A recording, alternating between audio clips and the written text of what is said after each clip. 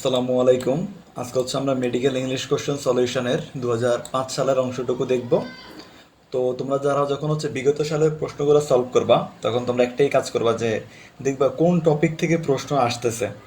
তুমি হচ্ছে এইটা মার্কিং করবা, দেন হচ্ছে তুমি হচ্ছে প্রত্যেকটা অপশন অ্যানালাইজ করে পড়ার চেষ্টা করবা যে জাস্ট এইটা অ্যান্সার, বাকিটা অ্যান্সার না কেন, ওইটা হইলে কি সমস্যা হইতো, বা ওই অ্যান্সারটা ভুল কেন। তুমি জাস্ট এইটুকু হচ্ছে একটু মানে বুঝে বুঝে পড়ার চেষ্টা করবা। দেন দেখবা তোমার হচ্ছে ইংলিশ না সবগুলা যত প্রকারে কোশ্চেন হয় আর কি, আমাদের অ্যাডমিশন টেস্টে বলো, সবগুলাতে তোমার একটা ভালো ধারণা হয়ে যাবে, তোমার কনসেপ্টটা ক্লিয়ার থাকবে। সো আসো, তুমি দেখ আমি কীভাবে সলভ করি সেটা ফলো করো, ঠিক আছে? এখানে বলো যে select the best English translation for the following sentence. এই সেন্টেন্সের কারেক্ট ট্রান্সলেশন কোনটা? দেখো এখানে কি বললো, কোনো মানুষ একা বাস করতে পারে না। কোনো মানুষ তার মানে কি, দেখো নো ম্যান, নো ম্যান কোনো মানুষ, নো ম্যান ক্যান পারে না, ঠিক আছে, ক্যান লিভ অ্যালোন, মানে কোনো মানুষ হচ্ছে কি তোমার একা বাস করতে পারে না। এখানে তোমার হচ্ছে নান হবে না, নান মানে হচ্ছে কেউ না, ঠিক আছে, এটা বলছে। আর এখানে কোনো মানুষ উল্লেখ করে দিছে নো ওয়ান, এটাও সেম, নো বডি মানে কেউ না। বেসিক্যালি তোমাদের বি সি ডি তিনটা বলছে কেউ না, বাট আমাদের এখানে বলছে নো ম্যান কোনো মানুষ, ঠিক আছে। সো এটা হচ্ছে আমাদের সবচেয়ে কারেক্ট অ্যান্সার, হচ্ছে আমাদের এই নাম্বারটা। দেন আসো কি বললো, which of the following sentences is incorrect. তোমার এখানে চারটা সেন্টেন্স দেওয়া আছে, এর মধ্যে হচ্ছে কোনটা ইনকারেক্ট সেটা হচ্ছে আমাদেরকে জানতে চাইছে। তো দেখো প্রথম সেন্টেন্সটা যদি আমরা দেখি, কি বললো, I hope he will succeed in his work. Okay, so এইটা হচ্ছে কারেক্ট, এখানে কোনো ভুল নাই। যে succeed in, success in something মানে কোনো কিছুর উপর পরেতে সফলতা বা কোনো কিছুতে সফল হওয়া, সাকসেস ইন বলা হয়েছে সেখানে। তো এটা আমাদের কারেক্ট, এখানে ভুল নাই। এরপর আসো, শি ওয়াজ ম্যারিড উইথ। আচ্ছা দেখ এখানে একটু সমস্যা আছে, যে ম্যারিড যেটা, এটা কিন্তু তোমার হচ্ছে প্যাসিভে আছে, কিন্তু এখন এখন একটা প্যাসিভ স্ট্রাকচার আছে। তাহলে প্যাসিভের সময় তোমার ম্যারিডের সাথে উইথ হয় না, টু হয়। আবার বলতেছি, যখন দেখবা যে ভার্বটা প্যাসিভ ভয়েসে আকারে আছে, ম্যারি ভার্বটা প্যাসিভ ভয়েস আকারে আছে, তাহলে ম্যারির সাথে কি হবে, টু হবে, ম্যারি টু, এটা উইথ হবে না, এটা হবে কি ম্যারি টু। দ্বারা একটু লিখে দিচ্ছি, ম্যারি টু। ওকে, তো এটা হচ্ছে ম্যারিড টু হলে আমাদের কারেক্ট হইতো। সো অ্যান্সার হচ্ছে আমাদের কোনটা, বি নাম্বারটা। কোনটা ইনকারেক্ট সেটা বলছে, তো ইনকারেক্ট হচ্ছে আমাদের এই যে বি নাম্বারটি আমাদের ইনকারেক্ট। এটাকে একটু বের করে বড় করে রেখে দিই প্রয়োজনে।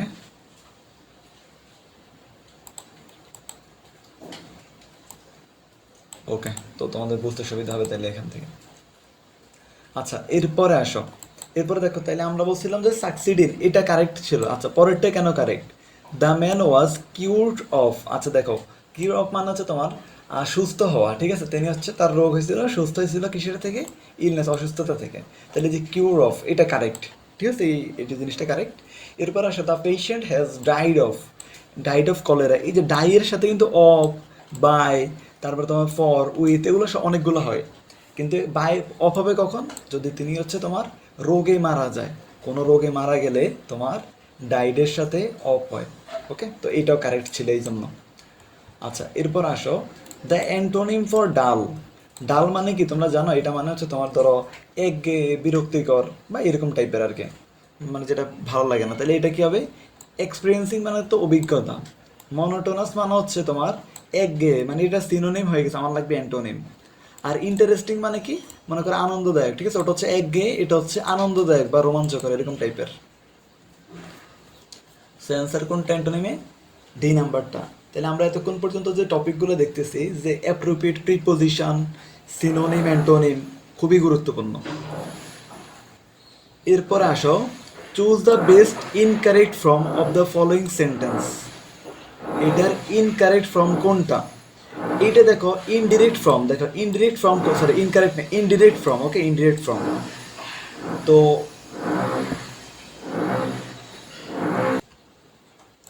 তো এই প্রশ্নটা হচ্ছে আমাদের ন্যারেশন থেকে আসছে, এখানে ডিরেক্ট দেওয়া আছে, এইটা ডিরেক্ট, তার ইনডিরেক্ট ফর্মটা বের করতে বলছে। তো দেখো এই যে ডিরেক্ট যেটা দেওয়া আছে এটা কি সেন্টেন্স, এটা হচ্ছে আমাদের ইন্টারোগেটিভ সেন্টেন্স।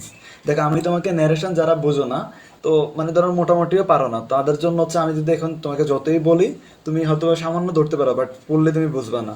তো ন্যারেশনের আলাদা একটা ক্লাস আছে আমাদের চ্যানেলে, তুমি ওখানে গিয়ে ওটা দেখে আসতে পারো। ওকে। আর যারা আমার কোর্সে ধরো বেসিক কোর্সগুলোতে থাকো, ধরো বেসিক গ্রামার কোর্স বা অ্যাডমিশনের বিভিন্ন কোর্সগুলোতে আসো, তো তোমরা যারা আসো তোমরা পারবা, বা আরও অনেকে আছে তোমরা পারো যারা পড়ছো। তো আসো দেখো, সে ইন্টারোগেটিভ সেন্টেন্স এটা।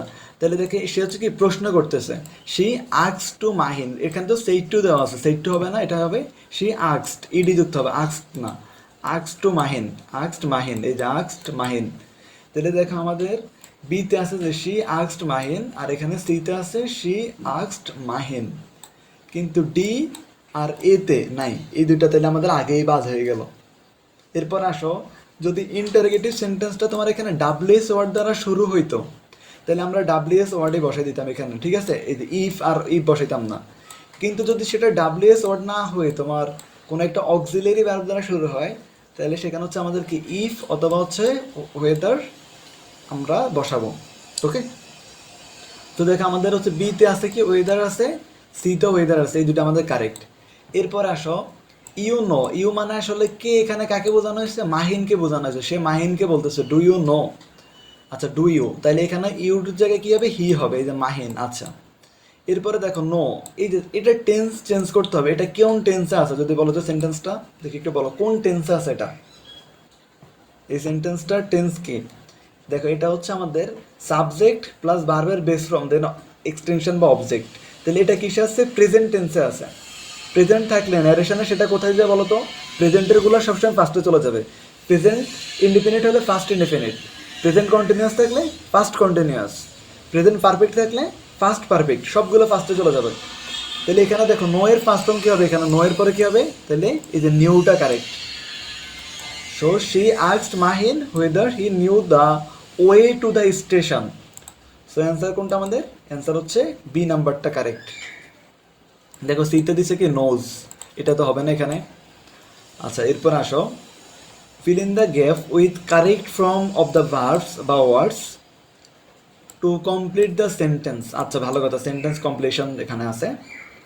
কি বললো এখানে, দো Bangladesh is blessed with rivers, যদিও বাংলাদেশ কি রিভার দ্বারা, নদী দ্বারা পরিপূর্ণ। এরপরে কি বলছে, it dash scarcity of drinking water, তাহলে ইট পেস মানে সে সম্মুখীন হয়। এখন দেখো ইট যে ভার্বটা আছে এইটা, সরি ইট তো ভার্ব না, কি বললাম, ইট তো ভার্ব না, এটা তোমার হচ্ছে ধরো প্রোনাউন, এটা সাবজেক্ট পজিশন এখানে আসছে। তো দেখো আমরা কি জানি, সাবজেক্ট যখন তোমার থার্ড পার্সন সিঙ্গুলার নাম্বার হয়, দেখো সাবজেক্টটা কি third person, it third person, and এটা সিঙ্গুলার, সিঙ্গুলার। সো ভার্বের সাথে কি হবে, এস বাই এস যুক্ত হবে, দেখো ফেসের সাথে এস যুক্ত আছে শুধু এক জায়গাতেই। সো আমাদের অ্যান্সার কোনটা হবে, অ্যান্সার হচ্ছে আমাদের এ নাম্বারটা। ওকে, আই হোপ বুঝছো যে কেন। ওকে, এই যে ফেসিং হবে না, ফেসিং এগুলো না। What is the singular form of the word, এই ওয়ার্ডগুলোর মানে সিঙ্গুলার ফর্ম, এই ওয়ার্ডটার সিঙ্গুলার কোনটা।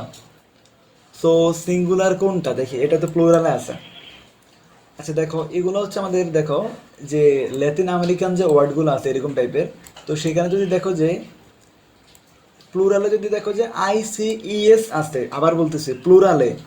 আচ্ছা একটু প্রয়োজনে লিখে দিই, দেখো প্লুরাল, এটা হচ্ছে প্লুরালে যদি দেখো যে আইসিইএস শেষে, ওয়ার্ডের শেষে যদি প্লুরালে এটা দেখো, তাইলে তুমি নির্দ্বিধায় কি করবা, সিঙ্গুলারে মনে রাখবা, সিঙ্গুলারে তখন তোমার কি হবে, সেখানে আইএক্স অথবা ইএক্স তুমি পাবা।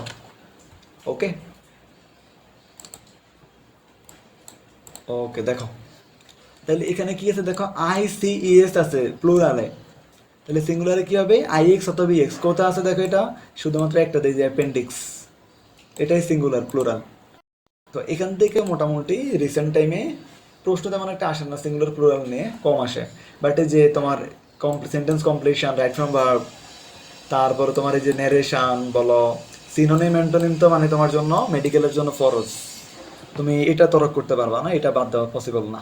ওকে, সো এরকম করে দেখবা। এরপর আসো, you need not, you need not তোমার প্রয়োজন নাই, ড্যান্স সিক্রেট ফ্রম মি মানে আমার কাছ থেকে কোনো কিছু গোপন রাখা, তোমার আমার কাছ থেকে কোনো কিছু গোপন রাখার প্রয়োজন নাই, সিক্রেট ফ্রম মি। তো তো এটা মানে কোনটা বোঝা, দেখো ইউ নিড নট, এটা কি হোল্ড ইন হবে নাকি হোল্ড অন, না হোল্ড অফ, না হোল্ড ব্যাক? মনে রাখবা গোপন রাখা বোঝালে হোল্ড ব্যাক বোঝানো হয়, গোপন রাখা মানে hold back. So you need not hold back the secret from me. আসো এটা কি, এখানে মনে হয় একটু কোশ্চেনের কিছু বাকি ছিল, তো দেখি এটা কি থেকে আসছে। এটা ইনভার্টেড কমা আছে এগুলো, আচ্ছা এটা আমাদের হচ্ছে ন্যারেশন থেকে, হ্যাঁ ন্যারেশন থেকে আসছে। আমাদের এখানে ডিরেক্ট দেওয়া আছে, ইনডিরেক্টে বের করতে হবে।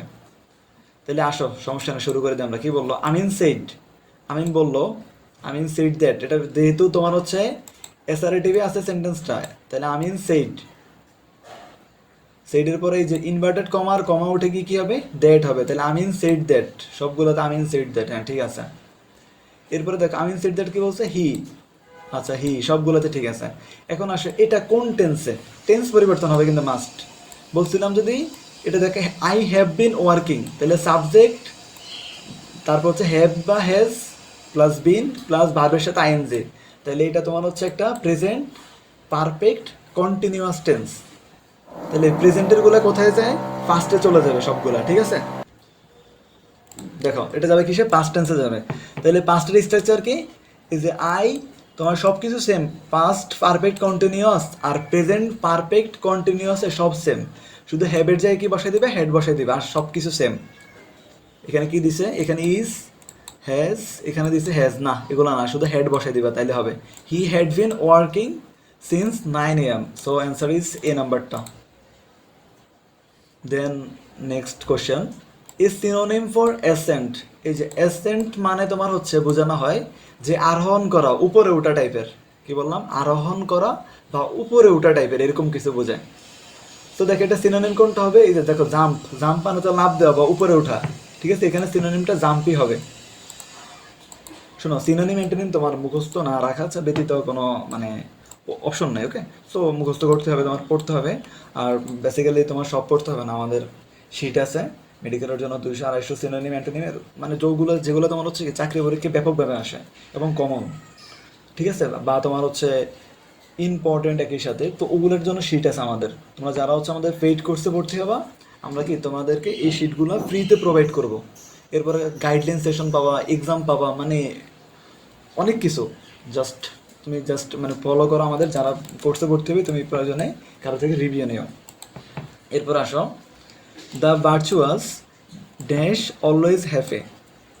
দেখো যা ভার্চুয়াস, একটু তোমাকে বলে দেখো এখানে কি আছে? ভার্চুয়াস, এটা তো একটা অ্যাডজেক্টিভ, হ্যাঁ ভার্চুয়াস এটা একটা অ্যাডজেক্টিভ, হ্যাঁ ঠিক আছে। তো এর আগে দেখো দি একটা ডেফিনেট আর্টিকেল বসছে। যদি দেখো যে এরকম বসে যে কোনো একটা অ্যাডজেক্টিভের আগে কোনো একটা ডেফিনেট আর্টিকেল দি যদি বসে, তাহলে মনে রাখবে এখানে এটা হয়ে যায় কি প্লুরাল কমন নাউন। আবার বলতেছে অ্যাডজেক্টিভের আগে যদি দি বসে, তাহলে সেইটা পুরোটা হয়ে যায় কি প্লুরাল কমন নাউন, বুঝছো?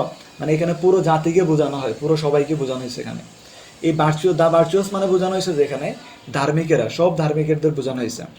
এরপর আমি যদি বলি ধরো দ্য ফোর মানে কি গরিবেরা, দ্য রিচ ধনীরা, এখানে সবাইকে বোঝাইছে। আর রিচ মানে ধনী, আর যখন দ্য রিচ বলবো তাহলে ধনীরা, মানে পুরো ধনী জাতিকে বোঝানো হয়েছে, ওকে। সো দ্য ভার্চুয়াস দেখো প্লুরাল কমন নাউন, এটা প্লুরাল হলে, আর এটা কিসে আছে আমাদের? এটা আছে প্রেজেন্ট ইনডিপেন্ডেন্ট আকার আছে, প্রেজেন্ট টেন্সে আছে। তাহলে প্রেজেন্ট টেন্সে প্লুরালের সাথে কি হবে? ওই যে আমরা জানি দেখো এম ইজ আর এগুলো তো হয়, সেখানে আর হবে, প্লুরালের সাথে কি হবে? আর, ওকে। আচ্ছা এরপর আসো, select the best English translation for the following sentence, okay. খাবার সময় আমাদের মনে রাখতে হবে যে আমরা শুধু ক্ষুধা নিবৃত্ত করতে অথবা পেট ভরানোর জন্য খাই না। আচ্ছা আমরা অনেক কিছু, ওকে, পুষ্টির জন্য খাই, বেঁচে থাকার জন্য খাই, ওকে। সো এখানে যদি আমরা একটু দেখি, প্রথমে কি বললো? হোয়াইল, হোয়াইল মানে যখন। এই দেখো এই হোয়াইলের পরে একটা ভার্ব আছে ইট। শোনো একটা কথা বলি, দেখো মনে রাখবা হোয়াইলের পরে যদি একটা ভার্ব থাকে, ওটার সাথে অবশ্যই আইনজি যুক্ত হতে হবে, নাই তো ওটা ভুল, ওটা হবে না। এখান থেকে ইট দিচ্ছে, এটা ভুল, এইটাও তোমার ভুল, এইটাও তো ভুল, হোয়াইল ইট, এগুলো একটা হবে না। এই দেখো হোয়াইল ইটিং, হ্যাঁ ঠিক আছে। এই যে হোয়াইলের সাথে তোমার অবশ্যই ভার্বের সাথে আইনজি যুক্ত হবে, হোয়াইলের পরে একটা ভার্ব হলে অবশ্যই ভার্বের সাথে আইনজি যুক্ত হবে। তাহলে এখানে কি দিছে? হোয়াইল ইটিং ফুড, এটাই অ্যান্সার। তোমার আর দেখতে হবে না, আর 3টে এমনি ভুল। তারপর আমি একটু দেখি ভুল কোন জায়গায় ছিল। হোয়াইল ইট ফুড, এখানে তো একটা ভুল হয়েছে। উই শুড বিয়ার্স, এই দেখো ভুল কোথায়। এই যে শুড তো একটা মডেল অক্সিলারি ভার্ব, শুডের পরে কি হয়, এই যে শ্যাল শুড এগুলোর পরে ভার্বের বেস ফর্ম হয়, এই যে এসটা হবে না, শুধু বিয়ার হইতো। We should bear in mind that we do not eat just to satisfy hunger for to fill the valley. হ্যাঁ, এটা কারেক্ট হইতো যদি ধরো এখানে তোমার মানে 2 জায়গায় ভুল হয়েছে। এক হচ্ছে এখানে ইটে এখানে ভুল করছে, আর একটা হচ্ছে এই জায়গাতে ভুল করছে। এটাতে তো ফার্স্টে ভুল আছে, এরপর আর কোথাও ভুল আছে কিনা। উই শুড বিয়ার এখানে আবার ঠিক করছে এটা, in mind that we do not eat just to satisfy, এই এখানে ভুল। দেখো টু এর পরে ভার্বের কি হয়, ওই যে ইনফিনিটিভ ভার্বের বেস ফর্ম হয়, টু স্যাটিসফাই হইতো, এখানে আবার এটা ঠিক ছিল। সো এই জন্য এটা ভুল, এখানেও 2 জায়গায় ভুল আছে। এরপর আসে হোয়াইল ইট, এখানে তো প্রথমটাই ভুল আছে, ভালো। উই শুড বিয়ার এগুলো সব ঠিক করছে, ইন মাইন্ড দ্যাট এই যে টু স্যাটিসফাই, এইটাও ঠিক করছে।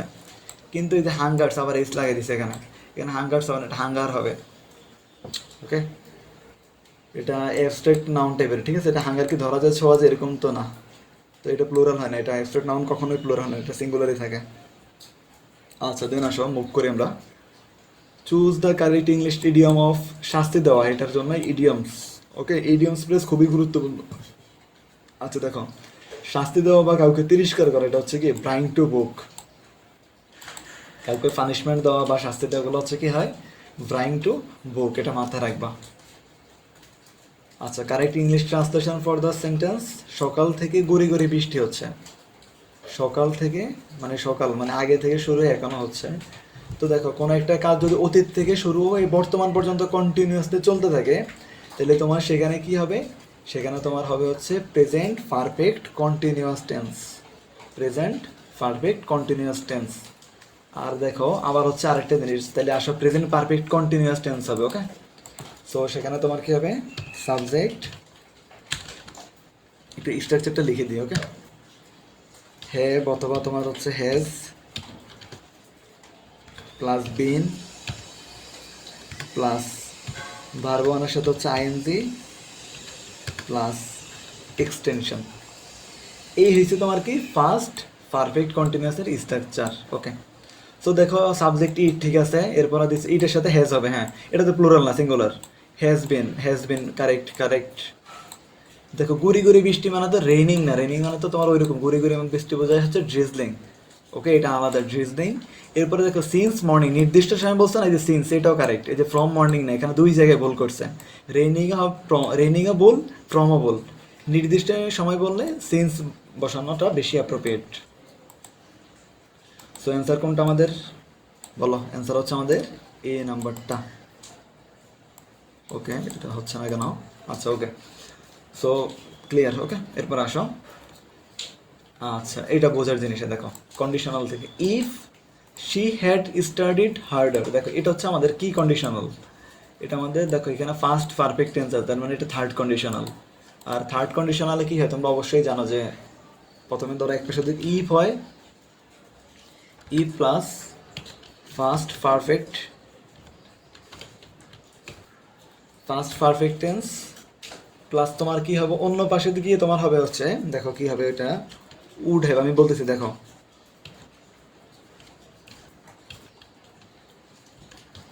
উড হ্যাভ অথবা তোমার হচ্ছে কুড হ্যাভ। খুবই গুরুত্বপূর্ণ, মনে রাখবে কিন্তু এটা, এটা অনেক পরীক্ষা আসে।